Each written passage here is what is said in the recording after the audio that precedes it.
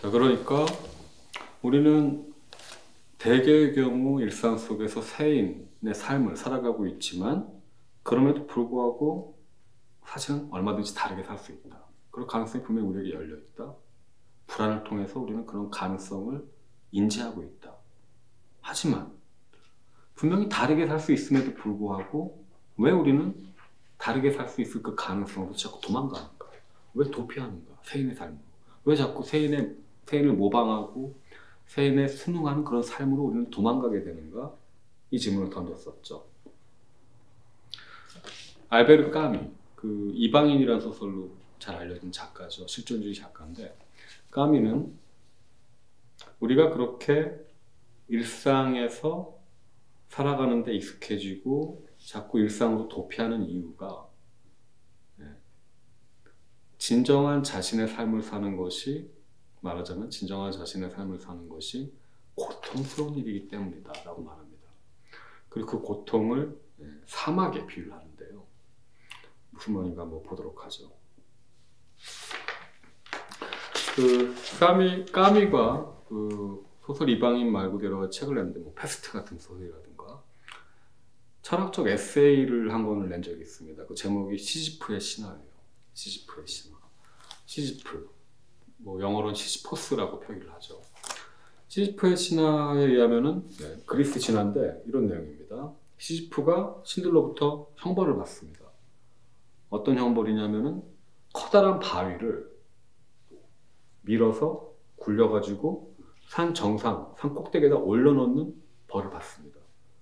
이 벌이 문제가 뭐냐면은 시지프가 힘들게 무거운 바위를 이렇게 밀어가지고 산 정상에다 딱 갖다 놓으면은 산 정상이 뾰족하니까 바위가 다시 떨어져요. 그러면 어쩔 수 없이 형벌 자체가 바위를 올려놓기니까 또 내려가서 바위를 또 굴려서 올려야 됩니다. 근데 올려놓으면 또 떨어져요. 그러면 형벌 아직 완료 안 됐죠? 또 내려가서 또 굴려야 돼요. 그래서 무한 반복하게 됩니다. 계속 바위를 굴릴 수밖에 없어요. 이 형벌, 바위를 굴려야 되는 이 형벌, 시지프가 받은 형벌, 여기 어떤 희망이 있는가? 까미 묻습니다. 없죠. 만약에 내가 바위를 올려놓을 수만 있다면, 그래서 바위가 떨어지지만 않는다면 이 형벌은 끝나겠죠. 그럼 나는 더 이상 이 형벌을 받을 필요가 없고 형벌로부터 해방되겠죠. 근데 아무리 생각해봐도 이 형벌은 끝날 수가 없는 형벌이거든요. 네. 굉장히 무의미한 형벌입니다. 이 무의미한 고통, 이 무의미한 형벌을 받고 있는 시지프가 부조리한 영웅이래요. 왜 시지프는 영웅인가? 왜냐면 까미가 볼 때 시지프는 자신의 형벌의 조건을 깨닫는 사람이기 때문이죠. 자신의 형벌의 조건을 의식하는 사람이기 때문이죠. 이게 무슨 말이냐면, 시지프가 바위를 무겁게 굴리다가 올려놓습니다. 산 정상에. 그리고 바위가 떨어지죠. 그럼 그때 잠시 시지프는 바위 굴리기를 멈추게 됩니다. 바위 굴리기가 중단되고 나면 그때 시지프는 다시금 형벌을 수행하러 내려가기 위해 시간이 나면서 잠시 생각을 하게 된다고 까미는 말해요. 그러면서 바로 이때 시지프는 잠시 일손을 놓고 자기가 지금 무엇을 하고 있는가 생각을 하게 된다. 그런 순간을 경험하게 된다고 까미는 말합니다. 이 순간을 가리켜서 까미는 의식의 순간, 또는 생각의 순간, 또는 깨달음의 순간, 또는 깨어남의 순간 등등으로 표현을 하고 있는데요. 자, 이 순간 시지프는 무엇을 깨닫게 되는가? 자신의 형벌의 조건을 깨닫게 된다고 까미는 말합니다. 형벌의 조건이란 무엇인가? 이 형벌은 끝나지 않는다. 이 형벌은 무의미하다. 무익하다. 바로 이게 형벌의 조건이라는 거죠. 이 형벌에는 그 어떠한 희망도 없다. 그 어떠한 의미도 없다. 바로 이 상황을 시지프가 직시를 한다는 것, 그리고 그럼에도 불구하고 이 형벌이 무의미한 형벌이라는 걸 알았음에도 불구하고 다시금 바위를 굴리러, 즉 형벌을 받으러 내려간다는 것, 바로 거기에 시지프의 영웅성이 있다고 까미는 말합니다. 이게 무슨 말이냐면, 말하자면 까미는 지금 시지프가 받고 있는 바위 굴리기 형벌을 우리의 삶에 비유를 하고 있는 거죠. 우리의 삶. 일종의 형벌이라고 까미는 말합니다. 그렇게 보는 거죠. 왜? 우리의 삶은 힘들거든요. 고통스럽습니다. 삶은 고통스러운 일이죠. 그런데 이 고통스러운 삶에 그 어떠한 희망도 사실 없다는 것, 그리고 그 고통스러운 삶에 그 어떠한 의미도 사실 없다는 것, 이 삶의 무의미성, 이 삶의 무의미성을 직시를 하게 된다. 그럼에도 불구하고 삶을 중단하지 않고 계속 이 삶이라는 바위를, 고통스러운 바위를 굴린다. 이건 부조리한 영웅만이 할 수 있는 일이라고 까미는 말합니다.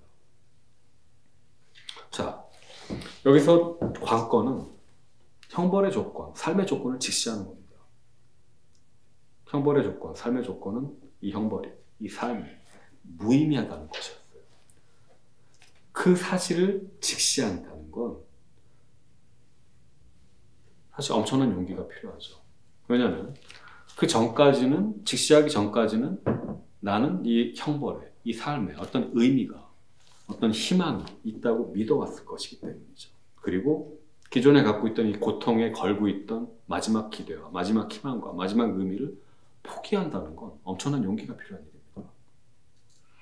그리고 아니죠. 그럼에도 불구하고 왜 우리는 삶을 직시해야만 하는가? 이 형벌을 직시해야만 하는가? 이 삶의 무의미를 왜 맞대면해야만 하는가? 그래야만 내 바위의 참된 주인이 될 수 있기 때문이라고 까미 말합니다. 그 전에는 바위를 굴리는 주체가 사실은 내가 아니었던 거예요. 나의 일상이라는 바위를 굴리는 주체는 나라기보다는 세인, 하이데거식으로 말하자면 세인이었죠. 세인이 삶에 부여하는 의미들, 세인이 삶에 부여하는 가치들, 세인이 삶에 부여하는 여러 가지 이데올로기들, 생각들, 관념들을 갖고서 나는 내 삶을 지탱해 왔던 거예요. 근데 시지프처럼 삶의 조건, 형벌의 조건을 직시하게 될 때, 즉 그동안 세인을 따라 내가 부여했던, 삶에 부여했던 모든 의미들과 가치들, 세계관들, 이런 것들 다 가짜다. 왜냐하면 삶, 이것은 날 것 그 자체이고 여기엔 사실 그 어떠한 의미도 없기 때문에, 모든 의미는 우리가 갖다 붙인 것이기 때문에 이 사실을 직시하고 나면은 어떤 상황이 벌어질까요? 까미에 의하면 이렇게 됩니다. 이전에는 세인이 또는 우상이 나를 대신해서 바위를 굴렸지만, 삶의 조건을, 형벌의 조건을 직시하고 나면 이제부터 바위를 굴리는 주체가 내가 된다. 네. 내 일상의 주인이, 내 삶의 주인이 바로 내가 된다는 거죠. 내 바위를 내가 책임지게 되고, 더 이상 나는 내 바위를 내가 굴려야 한다는 이 책임으로부터 도망가지 않습니다. 도피하지 않습니다. 계속해서 그 전에는 이 바위를 종교가 또는 어떤 정치적 신념이 또는 어떤 문화적 신념이 대신 굴려줬는데, 그렇게 나는 도피를 해왔지만 언젠가 나는 내 삶의 조건을, 내 바위 굴리기의 조건을 직시할 때가 있다는 거죠. 어렴풋이 하이데거 말한 불안처럼. 그리고 그때 나는 아하, 사실은 여기엔 정답이 없구나. 그것 또한 고정된 삶의 정답이라든가 존재 의미라든가 이런 것은 부재하는구나. 이 사실을 깨닫게 된대요. 그러고 나면 더 이상 어떤 가짜 생각이, 가짜 우상이, 이데올로기가 이 바위를 나와 더불어 굴리는 것이 아니라, 즉 세인이 나와 더불어 이 바위를 굴리는 것이 아니라 나 혼자 오롯이 본래적으로, 하이데거식 표현하자면 본래적으로 이 바위를 굴리게 된다는 거죠. 그 까미의 시지프의 신화가 우리한테 굉장히 많은 생각할 거리를 던져주는데요. 특히 재밌는 점이 바로 이 부분입니다. 까미는 이 시지프가 바위를 굴리다가 잠시 일상을 중단하고 의식의 순간, 깨어남의 순간을 경험한다고 했는데, 이 시지프적 의식, 시지프적 깨어남 또는 이 시지프적 깨달음이 우리가 알고 있는 자살 상념과 유사성을 갖는다는 식으로 까미는 주장을 합니다.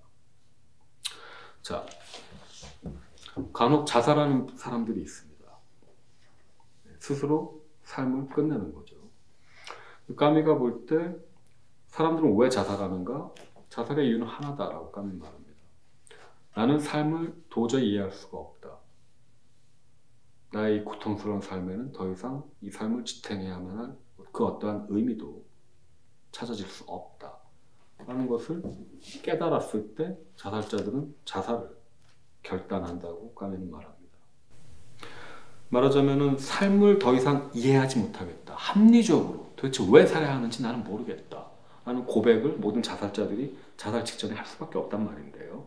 이 말은 결국 삶을 이해하지 못하겠다는 말은 결국 삶에서 그 어떠한 합리적인 의미도 발견할 수 없다는 말과 다르지 않습니다. 말하자면 모든 자살자들은 삶은 무의미하다 라는 사실을 깨닫게 된다는 것을 자살의 전제 조건으로서 갖는다는 말이 되겠죠.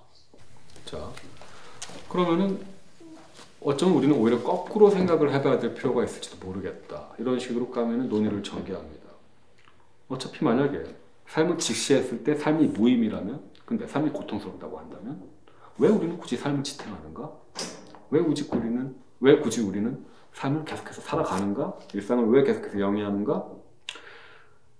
까미는 우리가 계속해서 삶을 살아가는 가장 큰 이유가 습관이라고 말합니다. 습관. 이 습관은 무엇인가? 어떤 습관을 말하는 걸까요? 까미에 따르자면 이 습관은 다름 아니라 이 삶에 끊임없이 의미를 부여하는 습관입니다. 말하자면 세인들의 생각이나 견해와 입장과 세계관을 끊임없이 삶에 부여를 하는 습관을 말하는 거죠. 그런 식으로 이 무의미한 삶을 합리적으로 포장하고 이 무의미한 삶을 예쁘게 각색하는 것, 편집하는 것, 바로 그런 습관. 그래서 내 주변 세계를 온통 의미로 착색시키는 습관. 이 습관이 바로 우리로 하여금 이 삶을 그 무의미함에도 불구하고 이 삶을 지탱하게 한다고 까미는 주장합니다. 그리고 자살자들은 바로 이 습관이 하찮다는 사실을 절절히 깨달은 사람들이라고 말하죠. 이 깨달음, 삶의 의미를 부여해서 삶을 지탱하는 이 습관이 하찮다, 무의미하다, 무익하다라는 깨달음. 이 깨달음이 까미가 볼 때 시지프의 그 깨달음의 순간 또는 깨어남의 순간에 상응한다고 까미는 말합니다.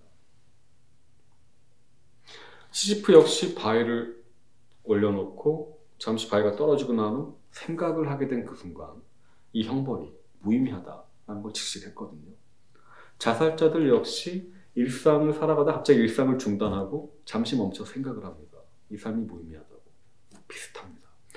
그러니까 말하자면 시지프적 생각은 자살 상념과 크게 다르지 않다고 지금 까미는 말하고 있는 거죠. 말하자면 자살자들은 시지프적 깨달음의 순간을 통과한 사람들이다. 이렇게 우리는 정리를 할 수 있을 것 같습니다. 까미는 시지프적 깨달음을 시지프적 깨어남에 비유를 했습니다. 마찬가지로 자살 상념도 일종의 의식의 깨어남에 비유를 하고 있는 셈인데, 자, 깨어남은 언제나 깨어나지 않은 상태를 전제로 합니다. 우리는 보통 자다가 깨어나죠. 그러므로 우리는 두 가지를 구분할 수 있을 것 같습니다. 한편으로는 잠이 있고 한편으로는 깨어남이 있는 거죠. 그리고 이 비유는 정확하게 이렇게 대입됩니다. 잠든 상태는 우리가 일상 속에서 끊임없이 바위를 굴리는 상태입니다. 끊임없이 세인의 삶을 살아가는 상태가 바로 잠든 상태라고 볼 수 있겠죠. 그러다가 우리는 이 잠든 상태에서 깨어납니다. 그 순간은 일상을 잠시 중단하고 자살 상념에 빠진 상태, 즉 시지프적 깨달음, 삶의 무의미성을 직시하는 상태라고 볼 수 있겠죠. 그래서 우리는 묻게 됩니다. 좋다. 자살 상념이 일종의 시지프적 깨어남이라고 한다면 도대체 무엇이 우리를 잠에서 깨어내는가? 왜 우리는 잠에서 깨어나서 시지프적 깨달음을 겪게 되는 것인가? 왜 우리의 의식은 갑자기 불현듯 잠으로부터 깨어나는가? 왜 일상에서 갑자기 튀어나오는가? 삐져나오는가? 까미는 그 이유를 부조리의 감정에서 찾습니다. 부조리의 감정. 부조리의 감정을 느낄 때 어떤 변화가 야기된다고 까미는 말하는데요. 그 변화는 뭐냐면은 이겁니다. 우리는 일상 속에서 살아갑니다. 그리고 이때 우리가 마주하고 있는 세계는 일상 세계죠. 그리고 불현듯 부조리의 감정이 우리를 엄습하게 될 때 우리가 살아가던 이 안락한 일상 세계는 사막으로 바뀐다고 까미는 말합니다. 네. 부조리의 감정이 우리의 일상 세계를 사막으로 변화시켜버린다는 말이 되겠죠. 사막. 자, 그러면 우리의 일상 세계를 사막으로 바꾸어버리는 이 부조리의 감정이라는 것은 무엇일까요? 까미의 인용문을 잠시 읽어보죠. 시지프의 신화에서 따온 구절인데요. 인간과 그의 삶, 배우와 그의 무대 사이의 단절, 이것이 바로 부조리의 감정이다. 아하. 부조리의 감정은 일종의 단절입니다. 일종의 결렬이에요. 무언가가 끊어져 나가는 겁니다. 무엇이 단절되는가? 네. 두 가지가 서로 이어져 있다가 끊겨집니다. 이어진 것들은 이거죠. 인간과 그의 삶, 나와 나의 일상, 또는 까미는 이렇게 표현하고 있어요. 나라는 배우와 나의 무대, 이 사이의 연관성이 끊어져 버린다고 까미는 말합니다. 원래 이 세 개는 의미가 없어요. 무의미합니다. 근데 우리는 이 세 개에 계속해서 의미를 부여해요. 의미로 착색을 시키고 예쁘게 포장을 합니다. 그럼 가상의 무대 장치가 만들어져요. 그 안에서 나는 내가 맡은 역할을 연기합니다. 물론 그 역할 참된 나 아니에요. 세인들이 다 하고 있는 것 중에 하나입니다. 나는 그걸 따라합니다. 강사 역할에 충실히 하고 공무원 역할에 충실히 하고 또는 가정주부의 역할을 충실히 합니다. 그러니까 나는 일상 속에서 배우고 내가 일상 속에 살아가는 삶의 장소는 바로 무대가 되는 거죠. 자, 그런데 부조리의 감정이 나라는 배우와 나의 무대를 끊어버린다 그 말합니다. 만약에 내가 배우로부터, 아니 나라는 배우가 지금 나의 역할을 수행하고 있는 이 무대로부터 떨어져 나가게 된다면, 연관성이 끊어져 버리게 된다면 어떤 일이 벌어질까요? 그 다음 구절에서 이렇게 적고 있네요. 무대 장치가 무너진다. 내 일상이 붕괴된다는 뜻입니다. 마저 읽겠습니다. 기상, 전차, 사무실이나 공장에서의 4시간, 식사, 전차, 일하는 4시간, 식사, 잠, 그리고 똑같은 리듬으로 반복되는 월화수목금토. 이러한 여정은 대부분의 시간 동안 쉽사리 계속된다. 단지 어느 날 왜?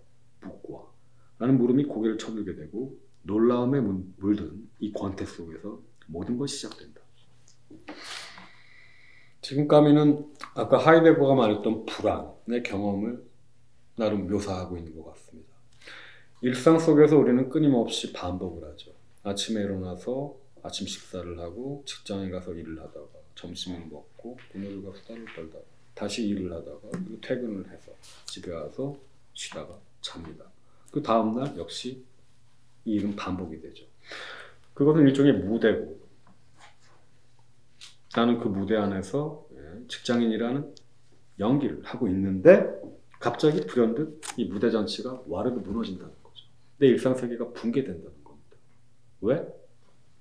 왜라는 물음이 갑자기 쓱 고개를 내밀었거든요. 그러니까 나는 왜 이렇게 일상에 충실히 살아가고 있지? 이 물음은 이 일상엔 과연 내가 그동안 부여했던 의미가 정말로 있는 걸까? 라는 물음과 크게 다르지 않습니다. 시지프가 형벌의 조건에 관해서 묻는 또는 생각하는 그 순간과 크게 다르지 않죠. 바로 그때 왜? 도대체 나는 왜 이 짓을 이렇게 질지도 않고 반복하고 있지? 라는 물음이 고개를 쳐드는 순간 무대 장치가 무너짐으로써 나는 순간적으로 내 일상에서 빠져나오게 된다는 거죠. 자, 그럼 질문이 생깁니다. 무대 장치가 붕괴되고 삶의 무대가 와르르 무너져 내리면 도대체 나는 어디로 가게 되는가? 빠져나와서 어디로 가는가? 까미에 따르자면 그게 바로 사막이죠. 왜 사막이냐면 내가 살아가고 있는 일상세계, 이 무대 장치는 온갖 의미로 충만해 있습니다. 저것은 나의 직장, 저것은 나의 가정, 저것은 나의 친구가 있는 것, 저것은 나의 휴식처 등등등 다 의미를 갖고 있어요. 그리고 나름대로의 가치를 갖고 있죠. 물론 세인으로부터 빌려온 의미와 가치들입니다. 자, 그런데 내가 그동안 이 일상세계에 부여했던 모든 의미들이 갑자기 와르르 무너져 내리고 나면 세계가 날 것으로 변합니다. 일상세계를 포장하고 치장하고 있던 의미들이, 껍질들이, 의미의 옷들이 다 벗겨지고 나면 남는 건 날 것의 세계. 의미라는 옷이 벗겨진 날 것의 세계. 즉 의미의 폐허입니다. 그 의미의 폐허를 까미는 지금 사막이라고 표현하고 있는 거죠. 이 권태, 그보다 한 단계 더 내려가면 나타나는 것이 낯섦이다. 즉 세계가 두껍다는 것을 깨닫게 되고 한계의 돌이 얼마나 낯선 것이며 우리에게 얼마나 완강하게 닫혀 있는가를, 그리고 자연이, 하나의 풍경이 얼마만큼 고집스럽게 우리를 부정할 수 있는가를 알아차리게 되는 것이다. 모든 아름다움의 윗바닥에는 비인간적인, 즉 무의미한 그 무엇이 가로놓여 있다. 그리하여 이 언덕들, 다사로운 하늘, 이 나무들의 윤곽이 지금까지 우리가 부여했던 허망한 의미를 단숨에 잃어버리고서 이제부터는 잃어버린 낙원보다도 먼 존재로 변해버리는 것이다. 세계의 원초적 저기가 수천 년의 세월을 거슬러 우리들을 향하여 밀고 올라온다. 한동안 우리는 더 이상 세계를 이해하지 못하게 된다. 즉 의미부여를 못하게 되는 거죠. 왜냐하면 우리는 우리 스스로가 그 세계에 미리부터 덮어씌웠던 형상과 윤곽만을 이해해왔으며 이제부터는 그러한 인위적 수단을 행사할 힘이 없어졌기 때문이다. 습관에 의해 가려있던 무대 장치들이 다시 본연의 모습으로 돌아간다. 그것들은 우리에게서 멀어져 버린다. 세계의 두꺼움과 낯선, 이것이 바로 부조리다. 우리는 세계를 이해하지 못하게 됩니다. 왜냐하면 무대 장치가 무너져 내려버렸거든요. 말하자면 우리의 습관, 삶을 지탱할 수 있게 만들어졌던 바로 그 습관, 세계에 온갖 의미를 부여하던 그 습관이 더 이상 기능을 못하게 된 겁니다. 그러면 세계는 의미를 잃었기 때문에 이해한다는 것은 무언가를 이해한다는 것은 무언가의 의미 부여를 하는 것은 다름 아니기 때문에 우리는 세계를 이해하지 못하게 돼요. 나의 것으로서의 무의미한 세계가 우리 앞에 드러나게 됩니다. 그럼 생각보다 세계는 내가 전에 생각했던 것보다 더 멀고 더 의미의 옷이라는 어떤 겉표면의 껍데기보다 더 두껍고 그 다음에 친숙하지 않고 오히려 낯설다 라는 느낌을 우리는 갖게 되죠. 그것이 바로 부조리라고 까는 말하고 있어요. 자, 그렇게 무대장치가 무너지고 무대장치들이 다 본연의 모습으로 돌아가서 세계의 두꺼움과 낯설음이 절절히 느껴지는 이 상황, 바로 그곳을 다음 인용문에서 까면 이렇게 표현하고 있습니다. 사유가 극한에 도달하는 물 한 모금 없이 황량한 장소. 여기서 물론 물 한 모금 없이 황량한 장소는 일종의 비유죠. 물, 수분은 의미입니다. 한 조각 의미 찾을 수 없는 바로 의미의 사막을 뜻하는 거죠. 그렇다. 그에 앞서 수많은 사람이 그곳을 가리켜 보인 것이 사실이다. 그러나 그들 역시 얼마나 성급하게 그곳을 빠져나오고자 했던가. 많은 사람들이, 그것도 가장 보잘것없는 사람들이 사유가 비틀대는 그 마지막 전환점에 이르렀다. 그런데 그들은 그곳에 이르렀을 때 자신들이 지닌 것 중에서 가장 소중한 것, 즉 자신의 목숨을 포기했다. 한편 또 다른 사람들, 정신의 왕자들 역시 포기를 택했다. 그러나 그들이 실행한 것은 가장 순수한 반항의 형태인 사유의 자살이었다. 그 반대로 진정한 노력을 요하는 것은 오히려 가능한 한 그곳에 살아남아 버티면서 멀고 구석진 고장에 서식하는 괴이한 식물들을 가까이에서 관찰하는 일이다. 여기 열거한 경험들은 사막에서 태어난 것이므로 우리는 그 사막을 떠나서는 안 된다. 네. 자, 사막. 사유가 극한에 도달하는 물 한 모금 없이 황량한 장소가 바로 사막입니다. 무대장치가 무너지고 나면 우리는 사막에 도달합니다. 사막으로 추락을 해요. 그런데 이 사막에서 사람들은 빠져나오려고 합니다. 왜 도피하려고 할까요? 왜 사막에 있는 것을 힘들어하는 거죠? 왜냐하면 고통스러우니까. 자, 그래서 사람은 두 가지 선택에 직면하게 됩니다. 사막에 남거나, 즉 사막에서 계속 머무는 가운데 삶의 무의미함을 직시하거나 아니면 거기서 도망 나오거나. 사막에서 나가는 방법은 하나입니다. 죽는 거죠. 자살자들은 육체적인 자살을 택합니다. 그럼 사막에서 나올 수 있어요. 반면 유체적인 자살 외에 또 다른 죽음의 방식이 있는데요. 그건 바로 사유의 자살이라고 까면 표현하고 있습니다. 생각을 죽이는 거죠. 자, 생각을 죽인다는 건 다름이 아니라 삶의 무의미를 직시하고 있는 바로 이 생각을 죽이는 겁니다. 네. 즉 다시금 무대장치를 만들어버리는 거죠. 생각을 죽인다는 건 삶의 무의미를 직시하고 있는 이 깨달음을 굳이 억눌러서 그래도 삶의 의미가 있어. 이 세계는 가치로 충만해. 라는 일종의 우상을, 가짜 생각을 적극적으로 갖는 것 뜻하는 거죠. 말하자면 사막에서 나오는 두 가지 방법이 있는 셈입니다. 첫 번째, 육체적 자살. 두 번째, 일상으로의 복귀. 왜 그렇게 많은 사람들이 사막에 도달했을 때, 의미의 사막에 도달했을 때 그토록 서둘러서 나오려고 했을까요? 그러다 보니까 무리를 하게 되죠. 육체적으로 자살을 하거나 아니면 정신적으로 자살을 하거나. 일단 전자의 경우, 자살자들의 경우는 의외로 이해하기가 쉬울 것 같습니다. 왜냐하면 자살 상념에 빠진 사람들의 경우는 특히 우울증 환자, 중등도 이상의 우울증 환자들이나 아니면 조울증 환자가 우울증에 빠진 경우, 우울증에서 조증으로 전환되는 경우, 굉장히 고통스러운 상태입니다. 자살 상념 상황에서는 네, 매 순간이 굉장히 고통스럽게 다가와요.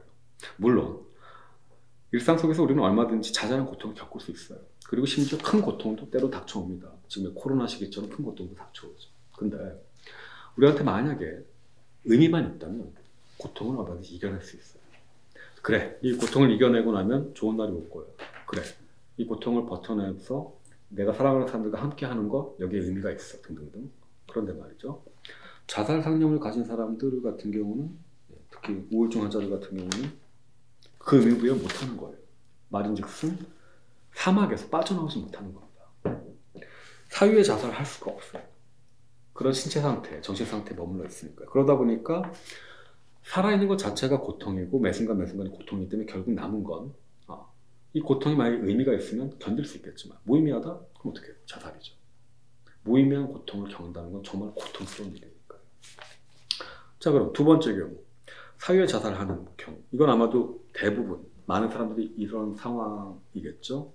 즉 우리는 불현듯 부조리의 감정을, 또는 하이데거식으로 표현하자면 불안의 감정을 겪으면서 지금 내 삶이 사실은 거짓이라는 것, 이 의미는 가짜 의미라는 것을 어렴풋이 깨닫고 있지만, 즉 나는 세인의 삶을 살고 있고 일상에 거짓 의미를 부여하고 있다는 걸 어렴풋이 깨닫지만 그건 이미 사막을 엿보고 있는 거죠. 그 사막을 우리는 두려워합니다. 왜? 너무나도 잘 아는 거죠. 막상 그 사막으로 들어갔을 때 얼마나 고통스러울지. 자살 상념을 가진 사람뿐만 아니라 일반인조차도 사실 사막으로 들어가게 되면은, 그래서 그동안 부여했던, 일상에서 부여했던 모든 의미들을 다 잃고 나면은 정신적으로 굉장히 피폐해질 수밖에 없습니다. 굉장히 힘들어져요. 삶 자체가 완전히 다르게 보입니다. 내 주변에 있던 동료들, 사랑하는 사람들마저도 완전히 다르게 보이거든요. 그 모든 의미들과 가치들 다 빠져나가고 나면 사실 그 상황에서 내가 사막에 있다는 것 자체가,